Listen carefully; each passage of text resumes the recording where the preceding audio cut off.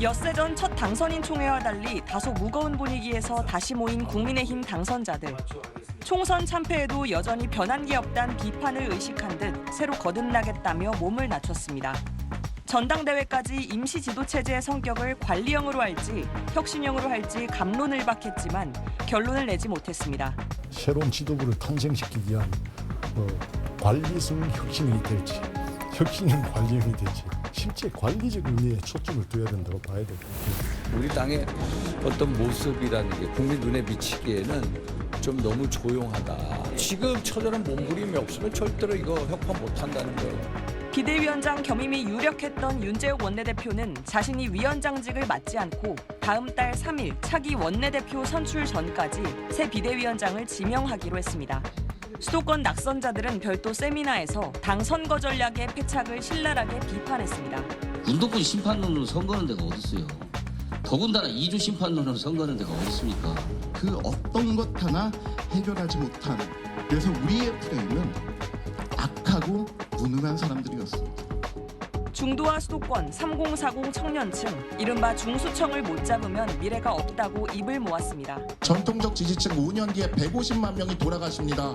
그만한 인원을 3040에서 가져오지 못한다면 보수는 다음번엔 정말 두 자리 의석으로 내려갈 겁니다. 낙선자들은 재창당 수준의 혁신을 요구하며 당대표 선거를 국민과 당원 반반으로 뽑는 내용 등이 담긴 요청문을 지도부에 전달했습니다. SBS 조윤아입니다. 전통적 지지층 정말 눈물 날 정도로 감사한데 전통적 지지층 5년 뒤에 150만 명이 돌아가십니다. 그만한 인원을 3040에서 가져오지 못한다면 보수는 다음번엔 정말 두 자리 의석으로 내려갈 겁니다. 운동권 심판론으로 선거하는 데가 어딨어요. 온갖 수단을 다 갖고 있는 여당인데 무슨 2조 심판이고 뭐 이런 거 하고 있습니까. 우리는 무능한 조폭 같았고 우리는 유능한 양아치 같았던 겁니다.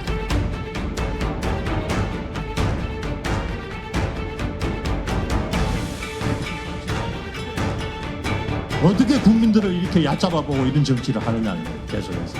권력을 왜 줘요? 앞으로 이런 정치 계속하려면 다 그만두세요. 백파하셔야 돼.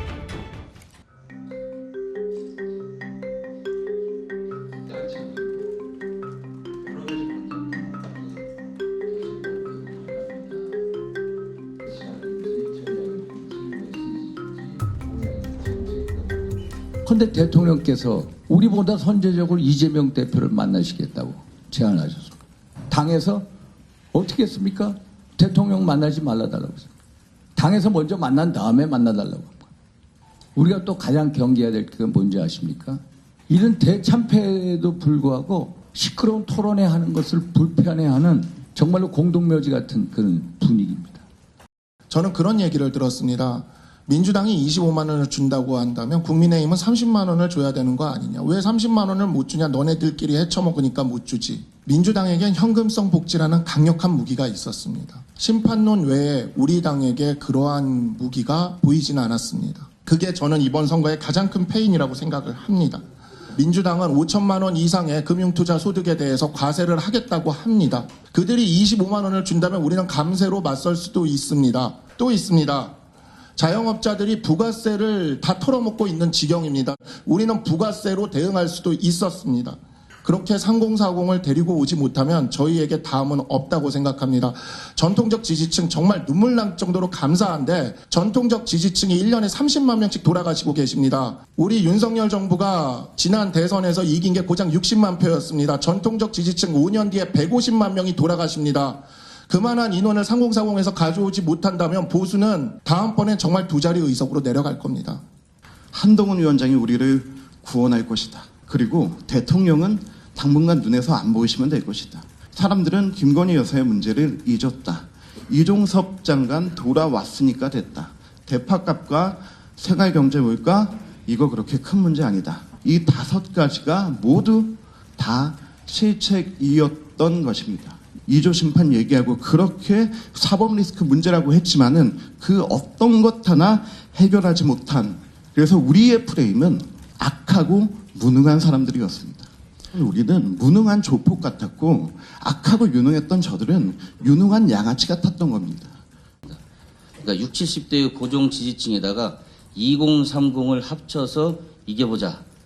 이런 거였는데 이번 총선에서 2030에 대한 대책 없이 마포월에 뛰어들었더니 아무런 뭐도 건질 수 있었던 게 없었습니다. 앞으로 그 국민의힘이 그냥 적나라하게 표현하면 성공하는 사람들을 적극적으로 돕고 서민과 중산층을 위한 정당으로 바뀌어야 된다고 봅니다. 윤석열 정부는 국정 과제가 원래 없습니다. 표방한 게 없잖아요. 그래서 의대 정원 문제를 불쑥 2,000명을 그것도 선거 기간에 내놓은 것에 대해서 정말 놀랐습니다. 사실은 이것은 좌파 의료 사회주의 정책입니다. 두 번째 이야기는요, 25만 원 이야기입니다. 좌파 파퓰리스트들이 이 돈을 뿌린다는 거잖아요. 100대 생필품과 자영업자, 식당, 여행 등 이 불경제 직격탄을 받는 사람들에 한해서 한시적으로 부가세 50%를 감면해 주자 얘기했습니다. 근데 한동훈 비상대책위원장이 생필품 100대 품목에 대해서만 받았어요. 그 다음에 아까 금융투자소득세라든지 이걸 세트로 만들 수 있는 발표를 해서 공세적으로 25만 원에 대응을 했어야 돼요. 운동권 심판론으로 선거는 데가 어디 있어요. 2조 심판론으로 선거는 데가 어디 있습니까? 온갖 수단을 다 갖고 있는 여당인데 무슨 2조 심판이고 뭐 이런 거 하고 있습니까? 예,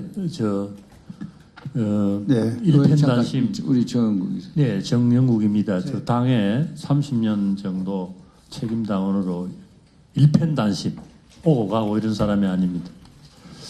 이게 우리 당이 이렇게 종적 권위주의 얘기를 벗어나지를 못하고 계속해서 이렇게 국민들을 실망을 시키고 계속 이러려면 당 해체해버려야 돼요.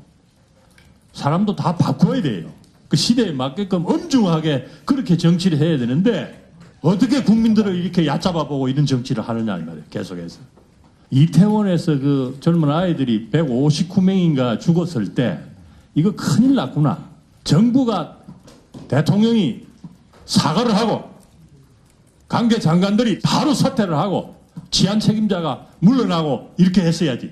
어떻게 이럴 수가 있네. 권력을 왜 쥐어? 앞으로 이런 정치 계속하려면 다 그만두세요.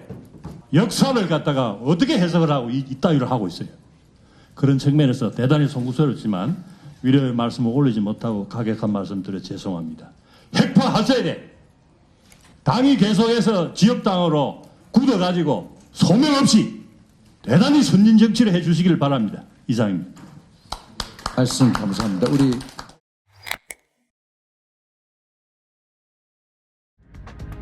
인천에서 5선 고지에 오른 국민의힘 윤상현 의원이 총선 참패와 보수 재건의 길을 주제로 연 세미나. 집권 여당 사상 전례를 찾아볼 수 없는 대참패인데 당이 이렇게 한가해 보일 수 있느냐며 지도부의 안일한 대응을 비판했습니다. 위기가 위기임을 제대로 인식하지 못하는 게 우리 당의 현재 위기입니다. 사실 지금 당장에서도 새로 원내대표를 뽑아서 비대위든 혁신이든 뭐든 출범시켜야 됩니다. 공천이 곧 당선인 영남당으로 전락해 당 지도부나 대통령실에 쓴소리를 못하고 최대 의석이 걸린 수도권 민심과 멀어졌다고 비판했습니다. 영남의 정서를 기준으로 해서 수도권 선거를 치르기는 어려운 것 같거든요. 지도부만큼은 수도권 중심으로 재편되는 게 맞다고 생각하고 대통령실의 소통 방식에 대한 지적도 나왔습니다. 보수 재건의 길은 저희가 실용을 중시하고 야당과 대화하고 권위주의를 버리는 데서 출발해야만 저희가 다음에 다시 국민들께 선택을 받을 수 있다고 생각합니다. 윤 의원은 관리형 비대위원장의 총선 패배 책임이 있는 윤재욱 현 원내대표가 거론된 데 대해 반대 입장을 밝혔습니다. 당원 투표 100%로 당 대표를 뽑는 현행 룰을 바꿔 여론조사 비율을 높여야 한다는 목소리도 나왔습니다. 수도권과 호남 등 험지에 출마했던 소장파 9명은 당 체질 개선 방안 등을 논의하는 모임을 만들었습니다.